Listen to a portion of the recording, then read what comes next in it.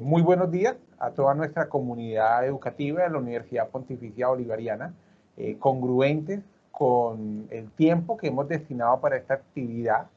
Queremos dar inicio a nuestro cuarto magazine Bienestar está contigo, el día de hoy titulado Cultivando la conciencia compasiva. Este espacio es desarrollado con la firme creencia, la firme idea de que tenemos un gran potencial humano en desarrollo, que nos va a permitir, a través de los espacios que vamos a tener el día de hoy, fortalecer o dotar de herramientas, de estrategias para afrontar los tiempos que vivimos.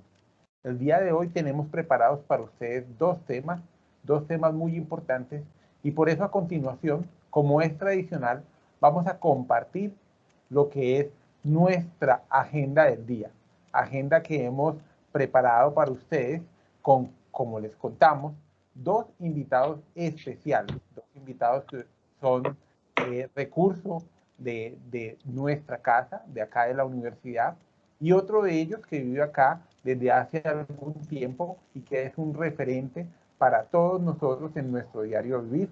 Les pido por favor un momento mientras carga la presentación y les compartimos entonces que el día de hoy nuestra agenda estará constituida por un primer espacio de Actívate, donde realizaremos prácticas de atención plena y su aporte al bienestar psicológico. En un segundo momento, en la sección de ¿Sabías qué?, trabajaremos cultivando la compasión. Para ello tenemos invitado especial al Padre Elías, superior de la comunidad eucarística Los Ermitaños, quien nos acompañará y nos dará sus recomendaciones y sus enseñanzas respecto a la compasión en momentos del COVID. Y por último, como siempre, compartiremos con ustedes nuestro Párchate con Bienestar, donde daremos la programación de las próximas actividades a desarrollar desde el Departamento de Bienestar Universitario. Muy bien, ahora vamos a presentar para ustedes en este primer momento a el profesor, el doctor Andrés Felipe Acevedo Ojeda. Él ha cursado un doctorado en Ingeniería Industrial de la Universidad de la Concordia en Montreal, Canadá, y es profesor asociado de la Universidad Pontificia Bolivariana, seccional Bucaramanga. Cuenta con 11 años de experiencia docente e investigación, y él nos va a comentar, nos va a contar de su experiencia a través de la práctica de atención plena o meditación mindfulness que ha venido trabajando como docente. Doctor Andrés Felipe, muy buenos días y gracias por acompañarnos el día de hoy. Es una práctica de meditación que aprendí mientras estaba en Canadá haciendo mis estudios doctorales. Y antes de comenzar, me gustaría tener una idea de cuántos de ustedes tienen una práctica de meditación actualmente, una práctica regular de meditación. Si pudiéramos levantar la manito y yo miro más o menos cuántos están...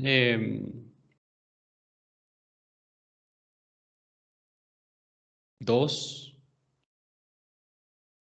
3, 7, muy bien, 8 personas, 9, ok, 10, muchas gracias.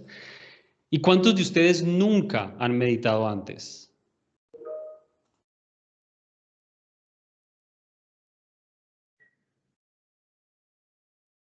¿10, 11, 12?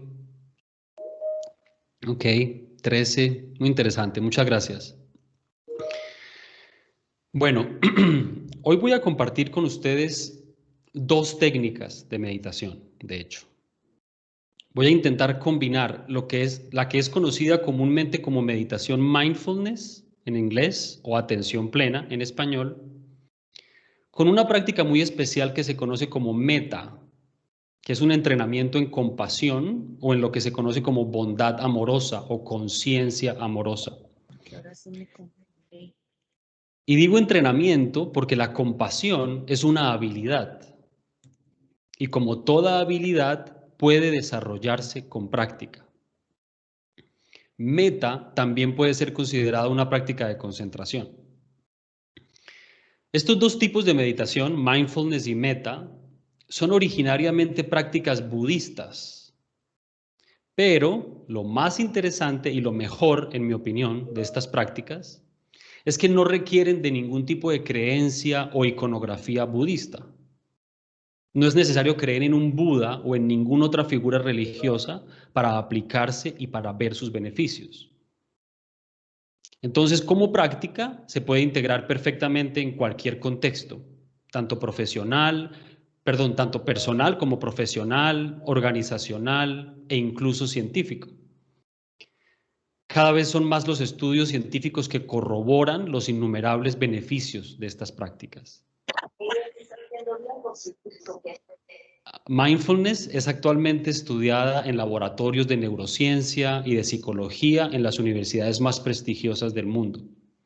Yo, de hecho, he integrado la práctica en mis clases de ingeniería desde antes de que comenzara la pandemia del COVID-19 y los testimonios de mis estudiantes han sido reveladores y muy inspiradores. Y es una práctica muy simple, realmente. Quizá no muy fácil, necesariamente, pero sí es muy simple. Y es que mindfulness, en esencia, consiste tan solo en prestar atención intencionalmente a cómo se siente cada momento de nuestra experiencia, a cómo se vive cada momento consciente, a las sensaciones, pensamientos o ideas y emociones de cada momento. Pero requiere de un entrenamiento porque no nos fluye naturalmente. Entonces vamos a meditar unos 15 minutos, más o menos, combinando las dos prácticas y luego podemos quizá dejar un espacio para alguna pregunta. Entonces vamos a comenzar. Para comenzar, simplemente siéntate un poco más erguido de lo que estabas. Voy a poner aquí un cronómetro de 15 minutos. Vamos a encontrar una posición que se sienta cómoda y natural, pero atenta también.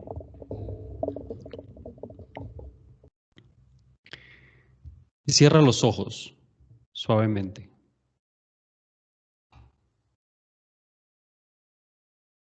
Y toma un par de respiraciones profundas.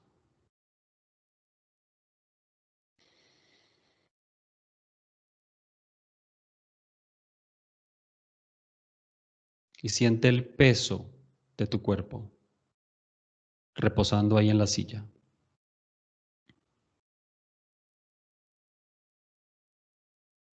Las sensaciones de gravedad, presión, calor o frío.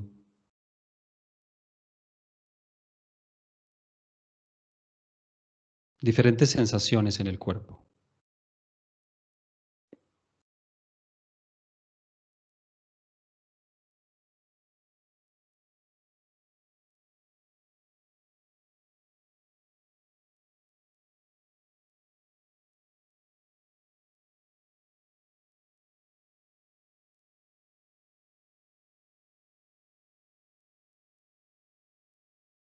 Relaja los músculos de la cara, relaja la frente, relaja la mandíbula.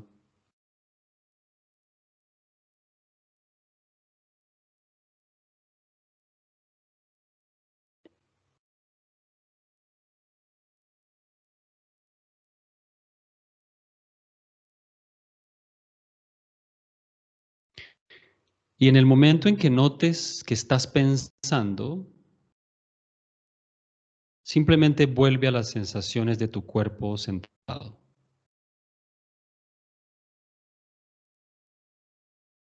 Siente el contacto de tu cuerpo con la silla, con el espaldar.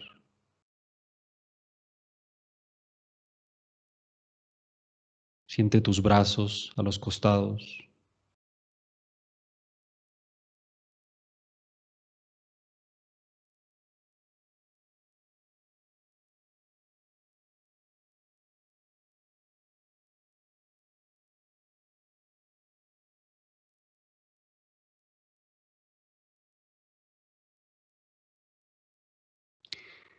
Y ahora trae tu atención al proceso de la respiración. Nota dónde se siente la respiración más fácilmente. Puede ser en el movimiento del pecho o del abdomen. Puede ser en el aire, entrando y saliendo de la nariz.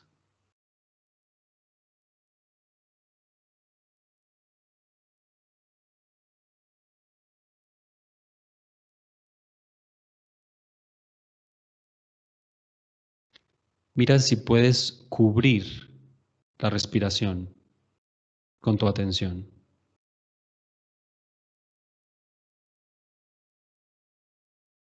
pero no controles la respiración. Deja que fluya naturalmente.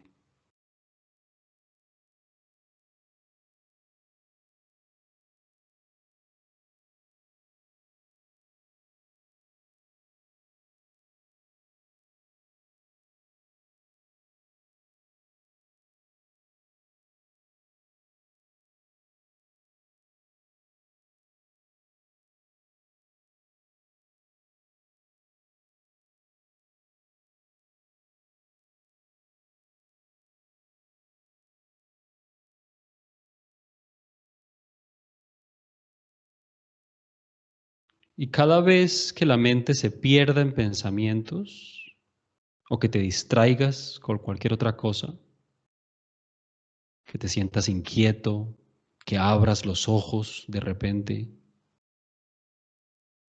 simplemente nótalo, reconecta con las sensaciones del cuerpo, con las sensaciones de la respiración y comienza de nuevo cuantas veces sea necesario.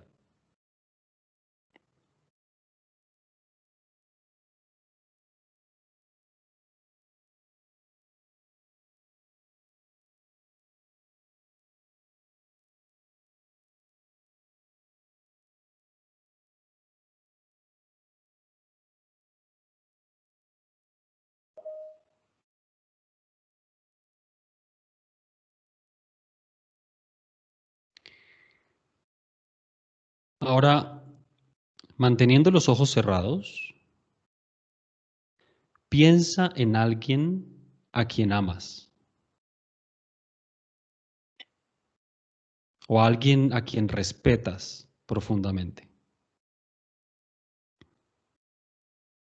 No elijas necesariamente a alguien con quien tengas una relación romántica.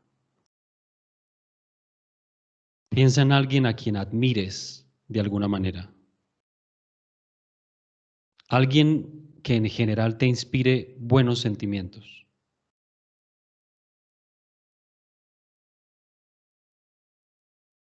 Trae esa persona a la mente, intenta visualizarla, imagínala en este momento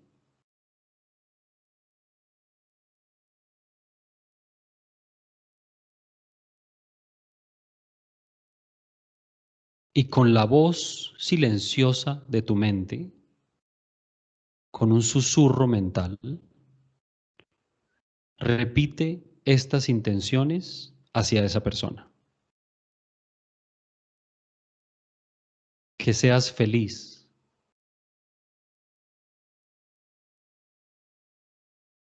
Que goces de salud y tranquilidad. Que el dolor, el sufrimiento y el estrés nunca te dominen.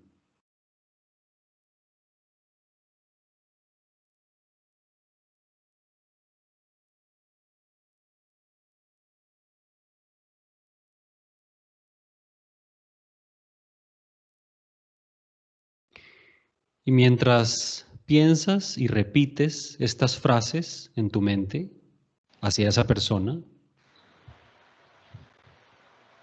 trata de conectar con su energía emocional.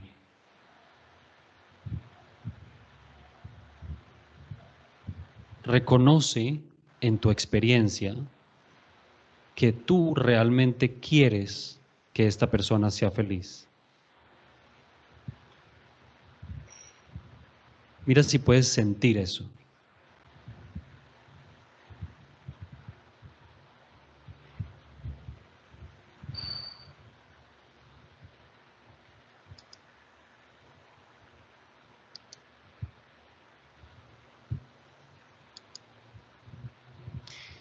Y si la atención se distrae en cualquier otra cosa, pensamientos, sonidos,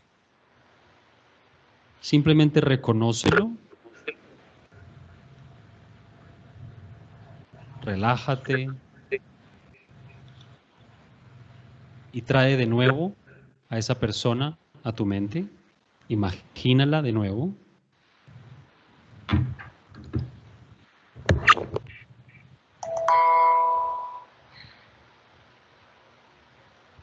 Y simplemente deséale bienestar.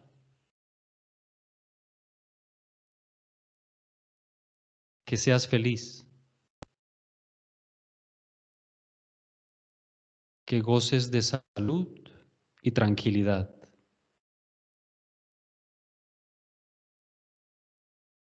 Que el dolor, el sufrimiento y el estrés nunca te dominen.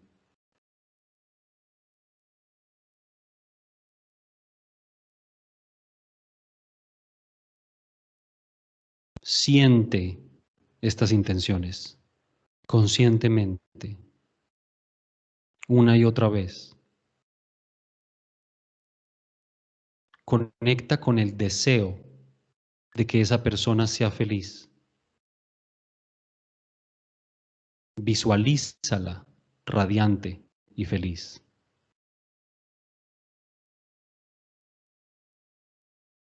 ¿Cómo se siente irradiar buenas intenciones? ¿Cómo se siente en tu cuerpo y en tu mente?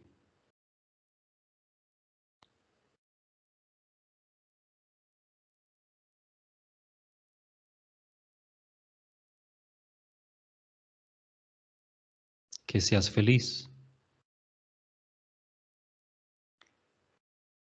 Que goces de salud y tranquilidad. Puedes elegir tus propias frases o tus propios deseos y irradiarlos hacia esa persona.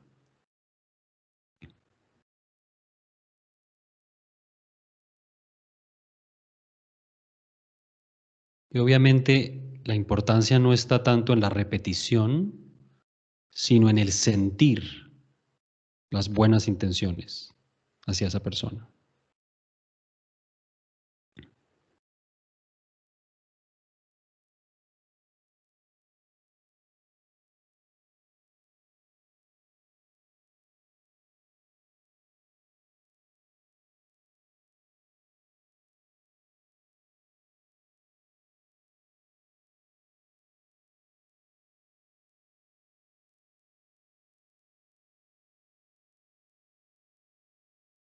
Que seas feliz. Que goces de salud y tranquilidad.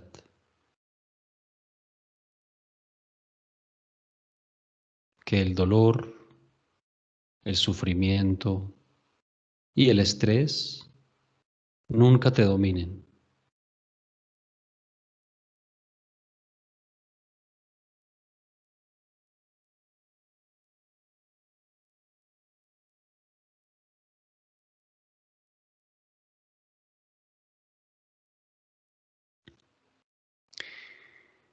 Bien, faltando 2 minutos para terminar,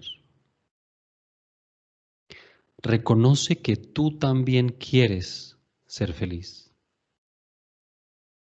Tú también quieres gozar de salud y tranquilidad. Esta práctica es también una expresión de ese deseo. Así que tráete a ti mismo a la mente. Imagínate sentado ahí, en el lugar donde estás. Visualízate con los ojos cerrados. Y con la voz silenciosa de tu mente, repite esas mismas intenciones hacia ti mismo. Que yo sea feliz. Que goce de salud y tranquilidad.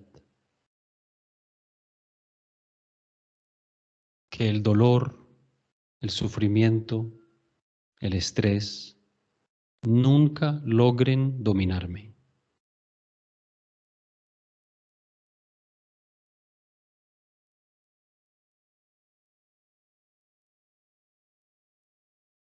Mira si puedes mirarte a ti mismo y a tu vida con los ojos con los que miras a esa persona que amas o que admiras. Y reconoce que realmente quieres ser feliz. Siente e irradia ese deseo hacia ti mismo. Mi cónyuge, su compañero permanente y suegro. Y eso está contemplado en los de primer grado de consanguinidad. ¿Cuántos suegros tiene usted? ¿Cuántas suegros? Suegras. No, yo soy no. Y podemos poco a poco abrir los ojos para terminar. Muchas gracias por practicar conmigo. Muchas gracias por haber conectado con esta práctica, los que la hicieron, a pesar de múltiples distracciones que obviamente hacen que la práctica sea muy difícil. Resulta que para encontrar verdadera calma mental y por ende para poder ser compasivos, ser amorosos, necesitamos concentración, necesitamos atención. Y como vivimos tan distraídos con tantas diferentes interrupciones, estímulos, no tenemos la capacidad mental para hacerlo. Necesitamos entrenarla y esta práctica precisamente busca ese entrenamiento. Muchas gracias. Andrés, muchísimas gracias. Pues abrimos el espacio para preguntas. Sí. Hay muchas personas que pues han escuchado hoy en día la palabra mindfulness, ya se escucha en Spotify, en diferentes aplicaciones, sus beneficios, y no por decir la palabra vino logro embriagarme. Lo mismo no por decir mindfulness logro adquirir estabilidad, que es una habilidad como tal de la mente, y necesita de práctica y de, digamos, construir un hábito. Me llamó mucho la atención que Andrés decía que de todo lo que ha aprendido es tal vez la práctica de mindfulness, de atención plena o conciencia plena, su mayor aprendizaje. De acuerdo. ¿Qué ha sido lo más difícil, Andrés, digamos, en el trabajo con estudiantes o en tu propia práctica personal al momento, digamos, de consolidar esta estabilidad o este rasgo en nuestra mente? ¿Qué ha sido lo más difícil? Lo más difícil, el reto más grande en este sentido es desarrollar el hábito, ¿sí? La práctica mindfulness o la meditación en general no tiene ningún sentido si la hacemos un día durante 15 minutos, ¿sí? No. De pronto logramos, algunas personas, de pronto logran reconocer algo de su poder y de sus beneficios, pero el verdadero beneficio y el verdadero poder de la práctica se consigue o se comienza a vivir cuando desarrollamos el hábito cotidiano de la meditación. Yo afortunadamente llevo ya un poco más de 5 años meditando todos los días, sin falta, de hecho 2 veces al día, pero me costó alrededor de unos 6 meses desarrollar el hábito cotidiano, y con muchas personas que conozco y que están muy interesados en la práctica, el reto más fuerte ha sido precisamente ese, encontrar, diseñar y desarrollar el hábito cotidiano de la meditación, porque vivimos demasiado ocupados, no tenemos tiempo.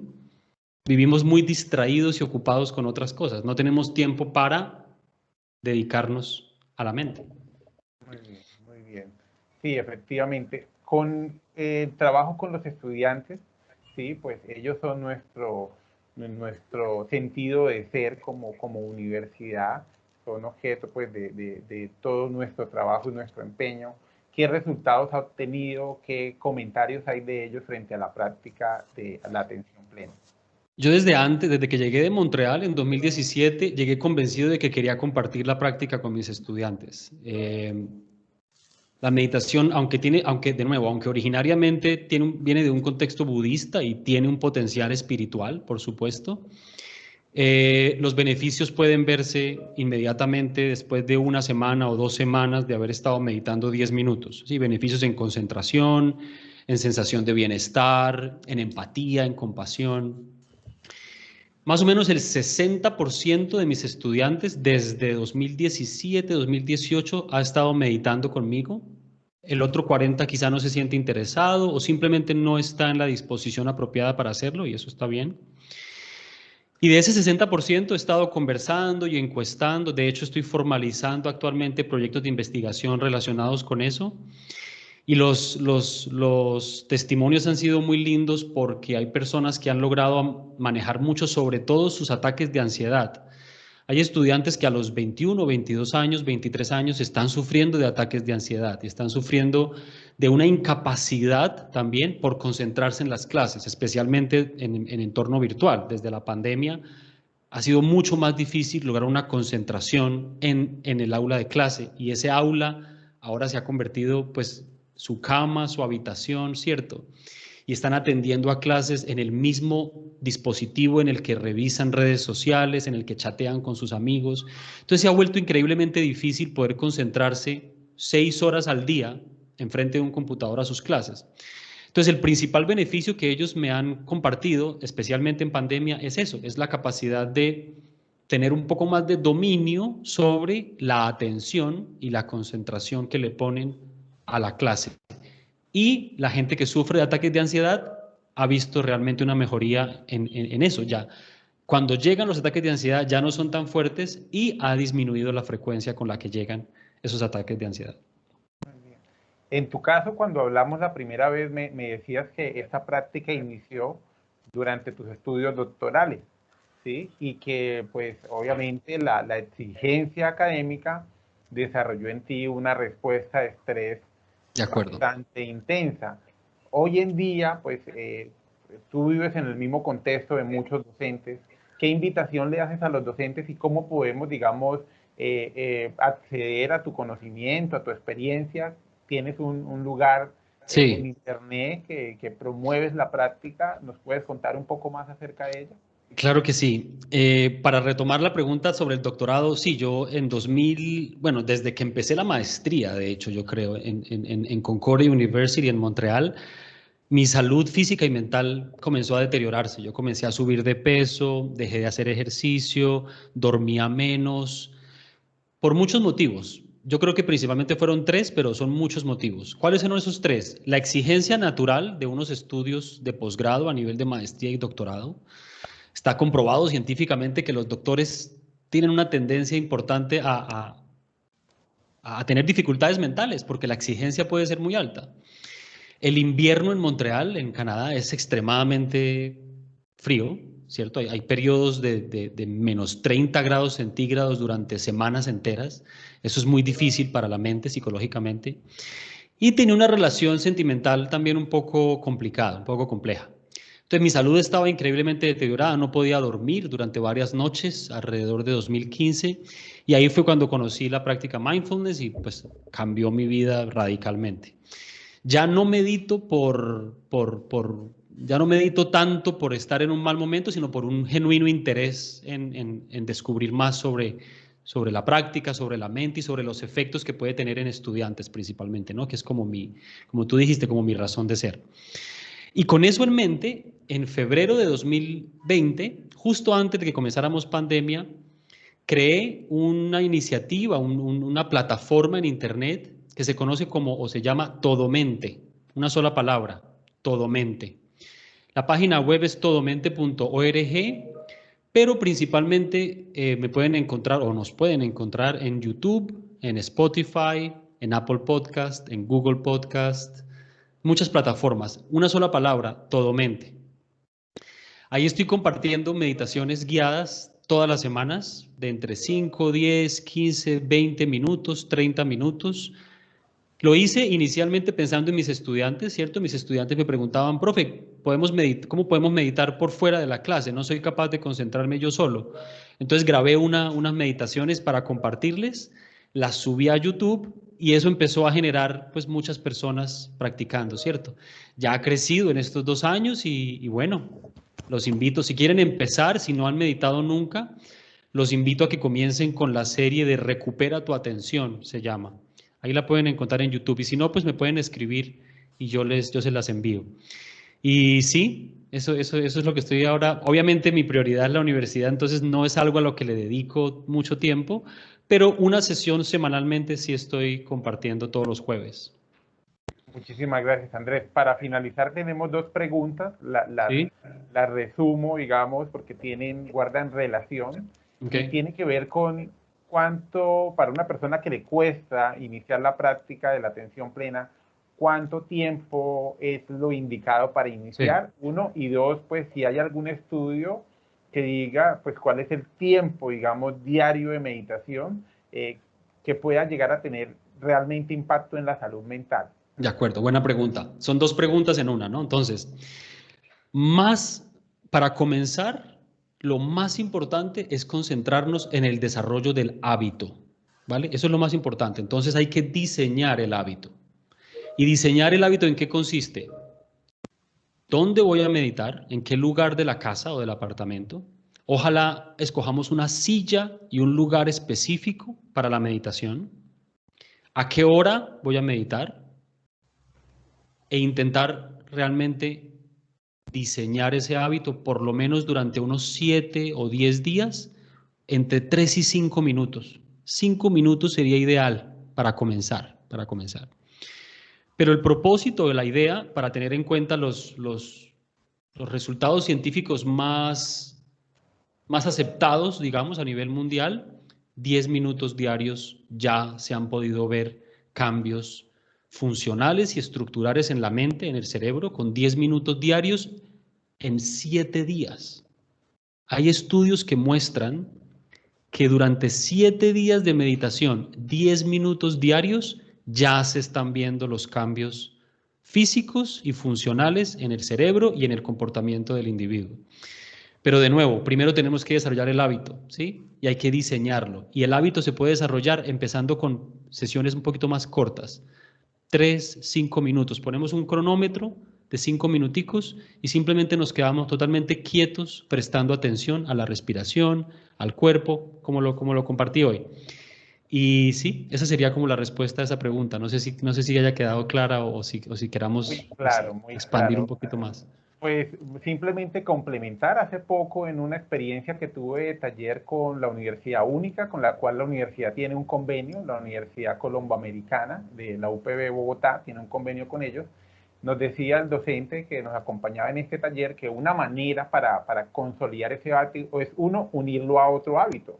De Ya acuerdo, tenemos un hábito, digamos, de pues acuerdo, al momento de levantarnos, la oración, nos decían de acuerdo. hace poco, pues incluir en la oración pues un pequeño momento de meditación. Perfecto, La otra es el timer, ¿no? Establecer una alarma en nuestro de acuerdo, celular a una hora determinada para incluir en esa hora ya definitiva pues la práctica. Y tercero, él hablaba del compañero de corresponsabilidad, buscar otra persona con la cual podamos desarrollar esta práctica para no muy hacerlo solo, interesante. porque a veces cuando creamos un hábito, por lo menos salir a trotar o a De montar acuerdo, cicla, si lo hacemos solo hay menos, digamos, como menos éxito para consolidar el hábito. Tal vez si lo hacemos en grupo, lo hacemos con otra persona, podamos consolidar muy bien el hábito.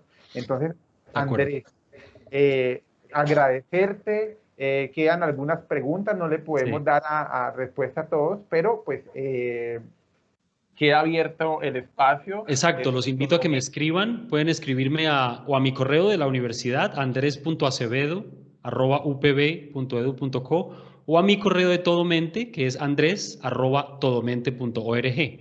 Ahí puedo responder cualquier pregunta. Me interesa la pregunta de Diana Carolina Páez, que pregunta sobre meditación para niños. Entonces, Diana, si quieres, escríbeme y podemos conversar, ¿vale?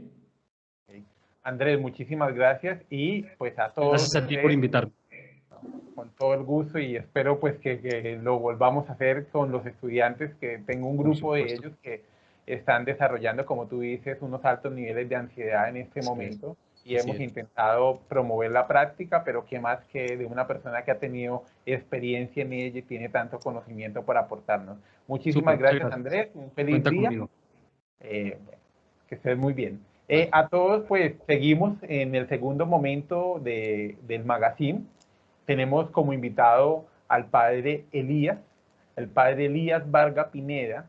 Él es superior de la comunidad Ermitaños Eucarísticos del Padre Celestial. y vamos a complementar este espacio de atención plena con un tema muy importante. Vivimos en una sociedad hoy cada vez más convulsiva, una sociedad cada vez más difícil de sobrellevar, y la compasión es una virtud que vamos a compartir con el Padre Elías y nos va a poder ayudar a cultivar, a darnos alguna orientación desde su experiencia teológica y espiritual en cómo promover y crear lo que tanto deseamos hoy desde Bienestar Universitario, es que este distanciamiento no nos aleje más de lo necesario y que al contrario tengamos un espacio para reencontrarnos a diario con nuestros compañeros, y que este espacio sea para construir una comunidad cooperativa, compasiva y de mucho trabajo en equipo. Padre Elías, muy buenos días. Buenos días, Jackson. Muchísimas gracias por la invitación, gracias a todos los que nos están acompañando en este momento, gracias también al doctor Andrés por la intervención que nos acaba de hacer. Bueno, Padre, no, un gusto para nosotros tenerlo. Con el mayor de los gustos, Padre. La comunidad de ermitaños es un referente de guía espiritual para nuestra comunidad, y hoy en día sí que lo necesitamos. Creo firmemente en que, independiente de la postura epistemológica, de cómo se fue desarrollando el pensamiento, tanto la ciencia, la medicina como la religión son complementos. Son complementos totalmente y recursos poderosos para nuestro bienestar humano. Entonces, por ello, pues voy a hacerle unas breves preguntas. Y inicio con esta pregunta. Desde su conocimiento y experiencia de fe, Padre, ¿qué es la compasión y qué papel cumple en momentos como el que actualmente afrontamos? Bien. Arranco con lo que nos estaba haciendo el doctor Felipe, esa meditación. Recordar que es supremamente importante lo que estamos hablando, el silencio. Recordar que el silencio, somos hijos del silencio. Nosotros, los seres humanos, somos hijos del silencio, 9 meses en el vientre de nuestras madrecitas, de tal manera que el silencio nos hace, nosotros no hacemos silencio, el silencio nos hace. Nosotros no guardamos silencio, el silencio nos guarda. Y dice la Sagrada Escritura, cuando un silencio lo envolvía todo, Dios envió su palabra. Obviamente que la gran palabra, Dios hecho carne, es el primer compasivo. Entonces, ¿qué nos, desde nuestra experiencia de fe como cristianos, qué entendemos nosotros por la compasión? Es el participar y unirnos de corazón a corazón con el sufrimiento del hermano. Aquí no es un simple sentimiento de lástima, aunque puede darse también esa realidad de lástima. De hecho, se dice en el Evangelio, Jesús sintió lástima de las multitudes porque andaban como ovejas sin pastor. Entonces la compasión cristiana, entonces, es el hecho de participar nosotros de ese dolor, de ese sufrimiento con el cual algunos hermanos están siendo golpeados, llámese físico, psicológico, espiritual, lo que sea. ¿Por qué? Porque en ese sentido todos somos compañeros, compañeros del latín cum panis, que comparten el mismo pan. ¿Y cuál es la palabra? El pan, que puede resumir la realidad humana, debilidad. ¿Por qué debilidad? Desde el momento en que somos criaturas, dependemos. Luego, lo que compartimos es la debilidad. Entonces, somos compañeros, y en cualquier momento, como dice San Pablo, el que esté en pie, cuidado de no caer. En cualquier momento podemos tener situaciones en las cuales necesitamos al hermano que nos ayude, se compadezca de nosotros. Entonces, importante esa realidad. La compasión, virtud por la cual nosotros experimentamos el sufrimiento del hermano y queremos acogerlo, acompañarlo, no simple el sentimiento, sino que queremos hacer algo, queremos remediar algo. Aquí hago una pequeña diferencia entre el dolor y el sufrimiento.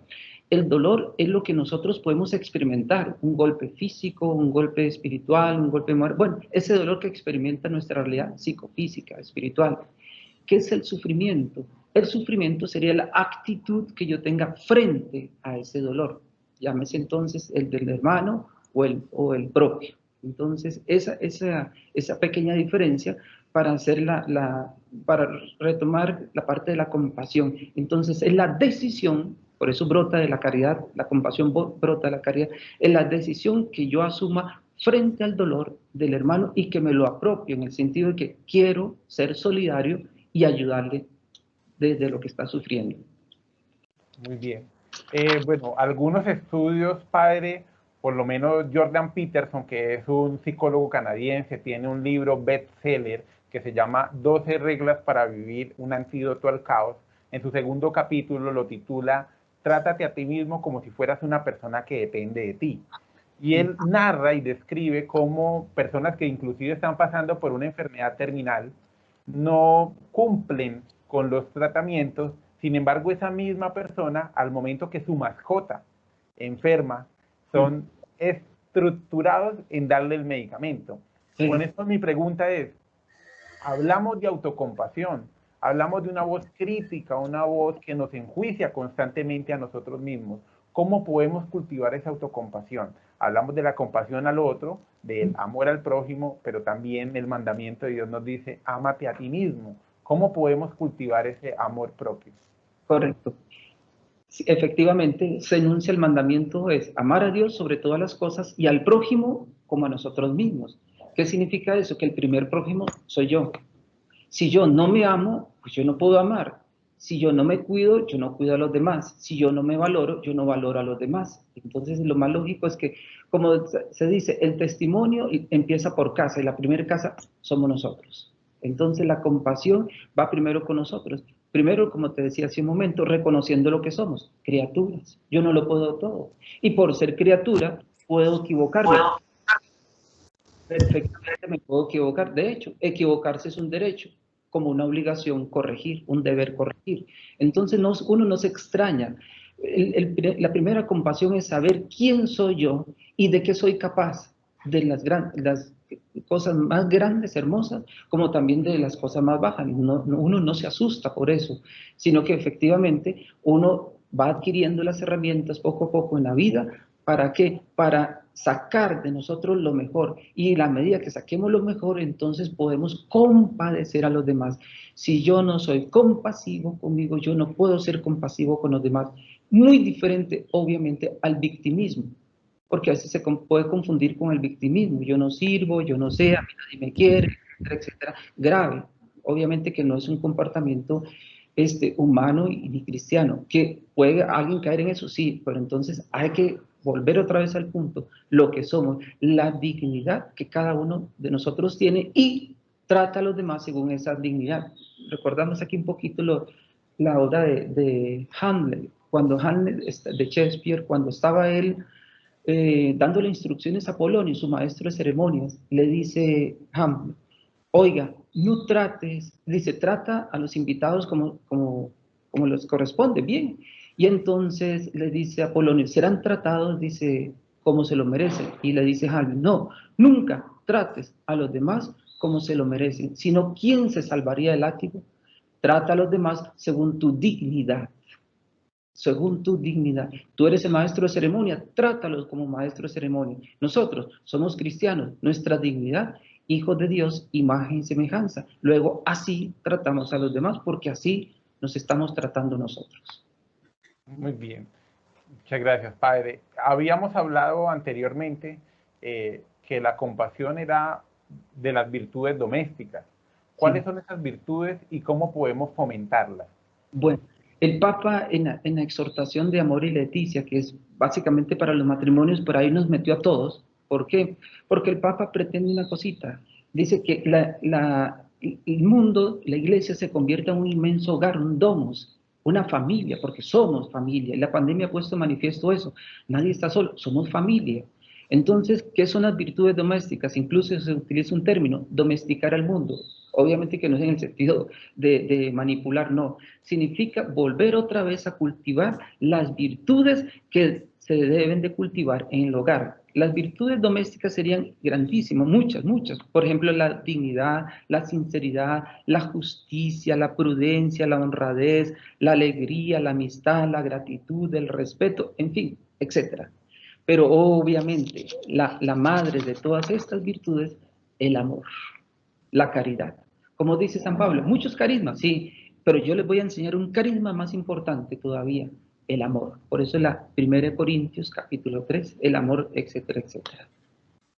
El amor es lo que hay que cultivar.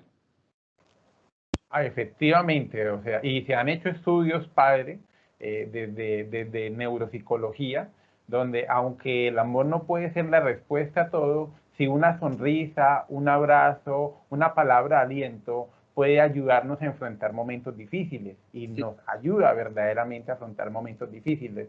La siguiente pregunta, padre, ¿es posible? Nos pidieron distanciamiento social, estamos cada uno de nosotros en nuestra casa, tenemos un equipo de primera línea que está en la universidad, usted que está allá el día de hoy lo conoce. Sin embargo, creo que es posible que nos hayamos distanciado más de lo recomendado. ¿Cómo podemos construir una comunidad laboral más compasiva y colaborativa? Sí. El término hogar se extiende hasta los mismos sitios de trabajo. Perfectamente ustedes se pueden dar cuenta, no hay que echarle mucha cabeza. Nuestros sitios de trabajo se convierten en el segundo hogar. De hecho, a veces pasamos más tiempo en los trabajos que en nuestras casas. Entonces, hay que comprender de que los demás son hermanos. Un sitio de trabajo, antes que ser un sitio laboral, es una comunidad de hermanos. Y mejor todavía, una comunión de corazones. Porque está la comunidad europea, pero una comunidad es un poquito más estático. En cambio, nosotros los cristianos formamos es comunión de personas, comunión de corazones. La iglesia primitiva tenía esta característica, todos tenían un solo corazón y una sola alma. Es decir, el Espíritu Santo, que es el amor hecho persona, infundido en sus corazones. Entonces, hay que hacer también de nuestros sitios de trabajo ese segundo hogar. ¿Cómo? Ahí está esa primera de Corintios, que ojalá la puedan leer. Tarea en casa, ya que estamos en el elemento educativo, tarea en casa, 1 Corintios capítulo 13 y expuestos en PowerPoint como quieran. Pero entre otras características, otras cositas que habla de 1 Corintios, por ejemplo, paciencia. Paciencia, obviamente no es dejarnos agredir, pero paciencia que nos recuerda que no podemos, dice el Papa, pedirle relaciones celestes a los demás. Los esposos, por ejemplo, que la esposa quiera que el esposo nunca le falle, nunca le grite, o que la esposa nunca le haga malas caras, etc. Hombre, no comprenda que está con un ser humano, débil y frágil como tú. Entonces la paciencia me lleva a tolerar esos momentos, saber de que no estoy con personas totalmente perfectas, somos perfectibles, vamos en proceso de perfección. Mientras tanto, tener paciencia con los procesos, cada alma es diferente, cada persona es diferente. Entonces la paciencia me enseña eso, debo respetar los límites del ser. Y que por tanto la misma realidad, las diferencias que puede haber entre nosotros, por ejemplo en el hogar, papá y mamá, son diferentes, eso no es una amenaza. Al contrario, es una riqueza, es una construcción, igual en los trabajos. Cada compañero tiene sus diferencias, cada compañero por tanto tiene sus dones, sus criterios, sus talentos, y eso se valora, se respeta, se promueve incluso. Entonces, muy importante la virtud de la paciencia. Y para el mismo mal que podemos experimentar nosotros, por ejemplo, en la realidad de hacer el bien, siempre, frente al mal que nos pueden hacer los demás, no solo la actitud pasiva de soportar, sino que yo respondo con el bien. El bien, por ejemplo, en el asunto laboral, ¿qué es un buen trabajador? Un buen trabajador sigue el criterio de San Pablo, trabajen, no para agradar a los hombres, sino a Dios. Por tanto, un buen trabajador es puntual, buen trabajo, buen compañero, solidario, que ponga, como dice San Pablo, una pizca de sal en lo estresante, lo fuerte que puede ser el trabajo. Entonces, eso es un buen, por ejemplo, un buen trabajador solidario. El compañero necesita que se le apoye con mucho gusto, hermano, ¿en qué le puedo servir? En fin, es hacer una extensión. Por eso cuidado con el término que a veces utilizamos. No, la casa es la casa, aquí no traiga los problemas. Uno sí y no, somos una unidad, somos una unidad. Los problemas de casa nos afectan, como los problemas laborales nos afectan en el entorno de la familia propiamente. Pero entonces, ahí donde entran estas virtudes que San Pablo enumera ahí en 1 Corintios. Entonces, el servicio, la paciencia, el no alardear de lo que tenemos, porque dice San Pablo, ¿qué tenemos que no hayamos recibido? Alguno dirá, padre, pues esto yo me lo gané con el sudor de mi frente. Sí, la frente que Dios te dio. No, esto fue fruto de mi esfuerzo físico, sí, los músculos que Dios te dio. Por eso la manera de trabajar es la acción de gracias que le damos a Dios. El trabajo es un don, pero la manera de hacerlo es la acción de gracias. Por eso, y aquí finalmente, la amabilidad. Ser muy amable. Necesitamos reconquistar la amabilidad en el sentido pasivo y activo. En el pasivo, soy objeto amable, soy objeto de amor de parte de Dios y los demás. Y la amabilidad en el aspecto positivo, ser amable con los demás. Entonces, vemos que la amabilidad que viene a ser un desbordamiento del amor de Dios en nosotros, porque nadie da de lo que no tiene. Entonces, la amabilidad también en casa, en el trabajo, entre compañeros, etc. Amabilidad, paciencia, Y solidaridad, cortesía a diario, a padre. diario. Eso no es cuestión de, como decían ahora en la meditación, no es que hoy voy a ser amable y mañana no, todos los días. Porque las virtudes son ejercicios. ¿Cuál es virtud? Es ejercicio continuo, permanente, ¿de qué? De actos de bien, hasta que se haga en nosotros un hábito. Qué hermoso, padre, qué hermoso escucharlo. Todos están escribiendo en el chat, muy contentos, le envían saludos, dándole la bienvenida a nuestra casa, la Universidad Pontificia Bolivariana, también un lugar de formación en valores cristianos. Padre, en algún momento tuve la oportunidad de leer un libro que hablaba sobre la vida de Jesús y cómo Jesús, al conocer que iba, pues, cómo iba a ser su fin, y su misión que tenía, que él iba a morir, iba a ser traicionado por uno de sus apóstoles, él vivía con estrés, él vivía con ansiedad. ¿Cómo podemos tomar de esas enseñanzas para poder afrontar el estrés, la ansiedad, inclusive la depresión que tenemos en estos momentos que la vida nos está moviendo, que la situación de salud y muchas cosas que nos están presentando? ¿Cómo podemos tomar esa enseñanza de vida de Jesús? Excelente pregunta, porque a veces sabemos que Jesús se hizo como nosotros, pero lo ponemos siempre como muy, muy arriba y todavía no lo aterrizamos. Él asumió toda nuestra condición humana, menos el pecado, obviamente, pero asumió todo. Por tanto, si asumió nuestra condición, una de las cosas que asumió fue que el dolor, la tristeza, la última tentación de Jesús, que fue en Getsemaní, que fue precisamente que la depresión, la tristeza, la ansiedad, dice, me muero de tristeza. Pero ¿qué estaría pasando? La carta de los Hebreos nos cuenta realmente qué es lo que pasó. La carta de los Hebreos dice, él dice, a lágrimas y a gritos, estamos hablando de Jesús, Dios hecho hombre, con lágrimas y a gritos presentaba súplicas al Padre para que le apartara ese cáliz. Al final dice, sintetiza el evangelista, pero no se haga mi voluntad, sino la tuya. Pues bien, frente al dolor, frente a las situaciones con que la vida nos puede golpear, hay tres actitudes, que son las tres actitudes del Calvario. Son tres cruces, las tres cruces. La cruz del mal ladrón. ¿Qué caracterizó al mal ladrón? Maldiciendo la suerte. Si eres Dios, realmente bájanos de esta cruz. Maldiciendo su situación. Hay personas que frente a lo que padecen, maldicen, no, dándose cuenta que mientras más tengan esa actitud, más dolor se van a causar a sí mismo y a los demás. Está la actitud del buen ladrón, como inocente. Entonces defendió a Jesús. Cállate, dice, que esto lo merecemos por nuestros pecados. Él es inocente. Y buen ladrón, perdón que haga aquí campaña política, porque le decía a Jesús, uy, Señor, acuérdate de mí cuando estés en Palacio de Nariño, en gobernación. ¿Y qué le dijo Jesús? Hoy estarás conmigo en el paraíso. Las personas que el dolor lo asumen como ¿qué? Como penitentes. Hombre, esto por mis pecados. Esto yo sé que conscientemente yo hice males y merezco esto. Listo. Y la tercera actitud, la de Jesús, sufrir como inocentes. ¿Cuántas personas sufren como inocentes? Entonces, es esa realidad de que el dolor o las situaciones difíciles de la vida, depende de nosotros. ¿Qué hacemos con ella? ¿Maldecimos? ¿La asumimos como penitentes o la asumimos como inocentes? Porque si el odio, el resentimiento, el rencor contra las personas que nos han hecho daño, borrar el pasado, solucionar conflictos, Colombia y el mundo entero sería un paraíso. sería un paraíso. Más bien el comportamiento negativo frente a lo que nos hacen, lo que produce que más dolor para nosotros, más dolor para los demás, por tanto, más problemas, más problemas. De hecho, por ejemplo, solo Eclesiástico, capítulo 38, dice, en la enfermedad, algo grave como la enfermedad, ten calma, ten calma, ten calma.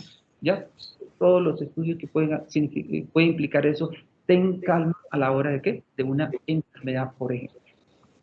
Muy bien, padre. Cuando conversábamos, me decía que existen 3 cintas del amor, 3 estaciones del amor en Sí. las enseñanzas de Jesús. Sí. El deseo, el dolor y el gozo. Y el gozo. Sí, señor. Ese camino nos lo puede ayudar a explicar acá a los compañeros que pues deseamos muchas cosas, queremos el gozo, pero pues ahí en el camino nos encontramos con unos obstáculos. Sí, sí, señor. Todo amor tiene, aquí en la tierra tiene esas 3 dimensiones. Es un deseo, un dolor y un gozo. Me explico. Un chico, una chica dice, quiero ser ingeniero, no sé, sistema, lo que sea, o quiero ser médico. Entre el deseo de ser médico y el cartón de medicina, hay una banda de ¿cuánto? 5 años, por ejemplo, 5 años o 10 o más por la especialidad. Bueno, esa banda es la del dolor.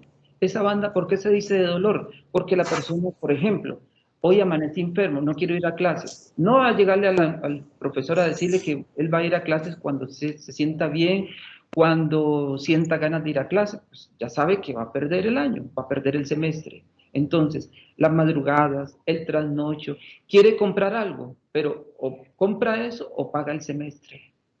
Que hay un puente, la familia va a pasear, me invitaron al puente, pero es que resulta que el martes tengo previo y cosas por el estilo. Entonces, en la vida, toda elección va a implicar un dolor. Un dolor. Entonces, ¿por qué? Porque no puedo con todo. Entonces, el deseo de ser un profesional y luego esta banda de formación es el dolor. Y que en algunos momentos yo voy a desistir, quiero desistir, no, ya no quiero más, esto es muy cansón, el profesor es muy cansón, la universidad, esto, lo otro, pero de pronto recuerdo, no, yo todo el bien que puedo hacer cuando tenga este cartón. Y efectivamente, hasta que llega el día de la graduación, lo llama y uno, uy, por fin, ese es el gozo. Bueno, así es la vida. Quiero ser santo. Y el ser santo definitivo, que es el cielo, pues está esta banda de dolor, que hay de todo. Pero es necesario pasarla, porque de lo contrario, cuando se quiere pasar del gozo, del deseo al gozo, entonces el amor se distorsiona. Muy bien, padre. Para finalizar, padre, la última pregunta. Bueno, desde su experiencia como ermitaño, que ha tomado una vida de silencio, soledad y oración, ¿qué consejo nos puede brindar en estos momentos en los que estamos viviendo en soledad, en silencio y en oración en nuestras casas por el distanciamiento social? Sí, lo de la pandemia y me ha puesto a reflexionar, como ahora nos invitaba el doctor Andrés. ¿Por qué? Porque hoy día hay ermitaños tecnológicos. Hay muchos, muchísimos ermitaños tecnológicos. Entonces, pero ¿cuál es la diferencia, padre? Mi hijo no sale de la habitación 10, 15, 20 horas, ni se baña ni come. Cuerpo glorioso ya porque ni come. Entonces, la diferencia, ¿cuál sería la invitación desde nuestra experiencia eremítica? Hombre, enamorarse de Dios. Enamórense de Dios. Como yo les digo a veces, pero esas tragas maluquitas, esas que uno no puede vivir sin esa persona. El profesor nos invitaba a pensar en una persona que se amara mucho, se admirara mucho. Genial, Dios, por enamorarnos de Dios. ¿Por qué? Porque Dios es el primer amante. Es el primer amante. Y como los novios quieren estar a solas, no estamos pensando en otras cosas, sino que quieren compartir a solas, igual es Dios. Entonces, cuando nos enamoramos de Dios, por eso la soledad, el silencio, no es soledad por soledad ni silencio por silencio. Es que la soledad hay que hacerla acompañada. Dios, el silencio, un sentido. Abro mi corazón para dejar entrar a Dios. Y desde ahí brota la palabra oportuna frente al hermano solo y desamparado. Por tanto, el consejo que les daría desde mi experiencia como ermitaño es enamórense de Dios y por tanto tengan un corazón bueno. No me canso de decir, sean buenos, un corazón bueno. El programa de Jesús fue, Jesús, hijo de Nazaret, Jesús de Nazaret, que pasó haciendo el bien. Y después decían, todo lo hizo bien y muy bien. Esa es la invitación que les doy. Sean buenos con todos, consigo mismo, con la familia, con sus compañeros, donde sea. Y lo que decíamos ahora, una sonrisa. Jesús nos manda a ser extraordinarios. Saluden. Oiga, eso es ser extraordinario. Divino. ¿Qué persona tan divina? Sí, muy bien la palabra, divina. Saludó. Falta mucho el saludo. Una sonrisa. Oiga, sonría, sonría. Nuestro padre fundador nos dejó una penitencia a perpetuidad. A perpetuidad. ¿Cuál? Sonreír siempre, aunque el corazón llore. Padre, muchísimas gracias. Hay muchos comentarios por acá. Uno de ellos nos lo hace Diego Barrera, que nos pregunta si nos puede, por favor, recordar los horarios de la Eucaristía y los horarios de las orientaciones. Sí.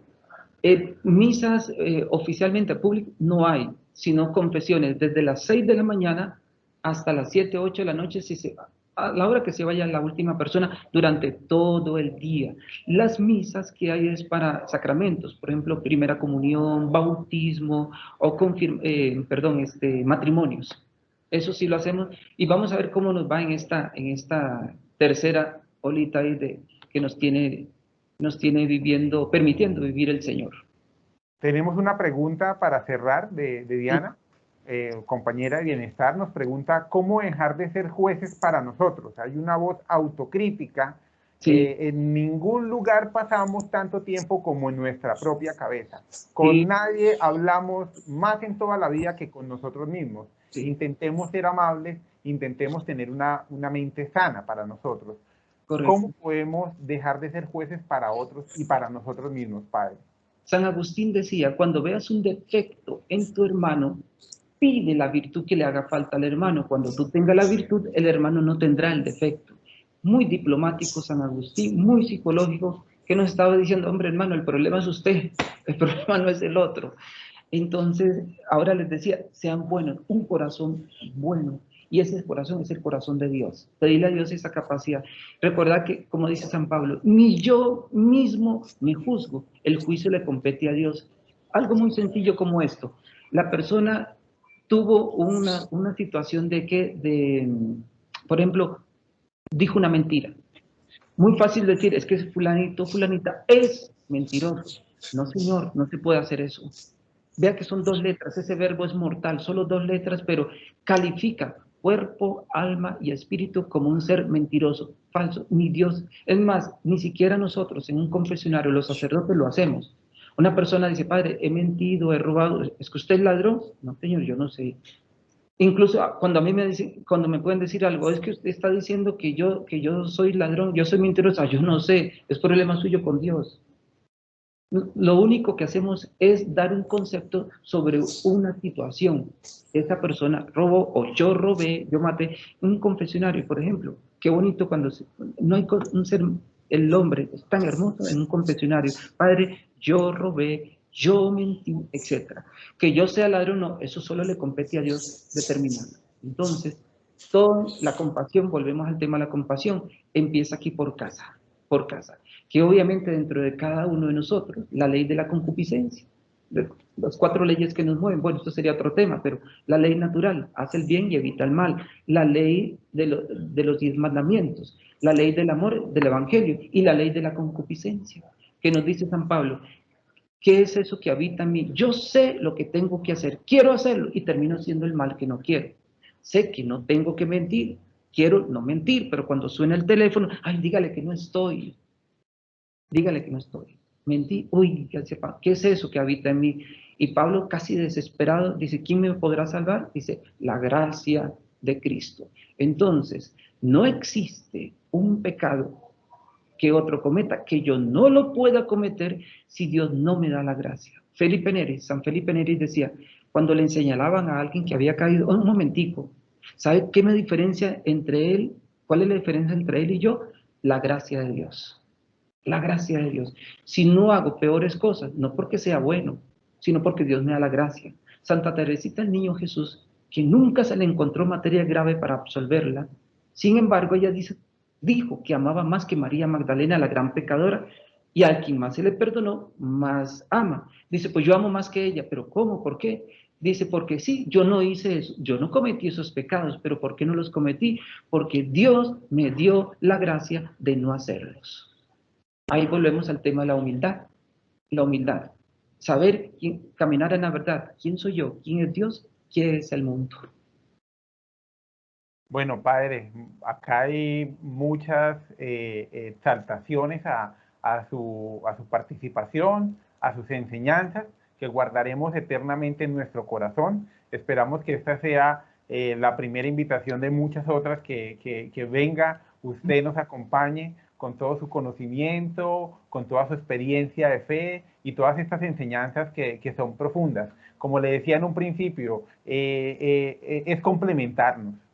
Sí, Hoy señor. en día no se trata de dividir, no es cuál o qué aporte da más a la vida del ser humano, sino tratar de integrarnos en todo lo que, todos estos recursos que tiene desde la psicología, desde la medicina y desde la teología y el estudio de la vida de Dios para la comunidad. Entonces queremos agradecerle, bueno, y pues a todos quiero compartirles, acá nos están dando muchas gracias, la ingeniera Norma Cristina, Claudia, Adriana, y pues, padre, muchísimas gracias por su participación. Con mucho gusto. Uy, tengo un recuerdo, solo un recuerdo, nada más. Me gusta este ambiente de docencia. ¿Por qué? Porque me hacen recordar en mi tierra. En mi tierra no hay ejército. Resulta que nosotros dejamos por constitución que nuestro ejército iban a ser los maestros y los profesores. Ustedes, para nosotros, son nuestros soldados. ¿Por qué? Porque el mundo lo mueven las ideas. Por eso, muchísimas gracias, que Dios les siga dando mucha, pero mucha sabiduría en esta gran labor. Bueno, padre, muchísimas gracias, ¿verdad? Y efectivamente Costa Rica es el país que tomó ese cambio de rumbo, es una revolución de no tener un ejército, y eso le ha venido en una sociedad totalmente diferente. Bueno, para todos, pues decirles que este tema se ha venido trabajando debido a que, como todos sabemos y conocemos, hoy en día estamos viviendo situaciones difíciles, situaciones que requieren de llenarnos de nuevos recursos. Paul Gilbert habla de que para la regulación emocional hay tres sistemas. El sistema que está activo en este momento es el sistema de amenaza y defensa, que es el que se desarrolla a través del estrés. Al miedo, la ansiedad, cuando hay una amenaza, se activa este sistema. Importante que con la compasión estamos dándole paso a activar el sistema de calma y satisfacción, inclusive el abrazo, el tacto suave que tiene la madre hacia el niño ayuda a desactivar este sistema de alerta y amenaza para entrar en un modo de calma y satisfacción muy relacionado con el apego. En los adultos, tener un ambiente de relaciones positivas ayuda también a disminuir ese ambiente de amenaza.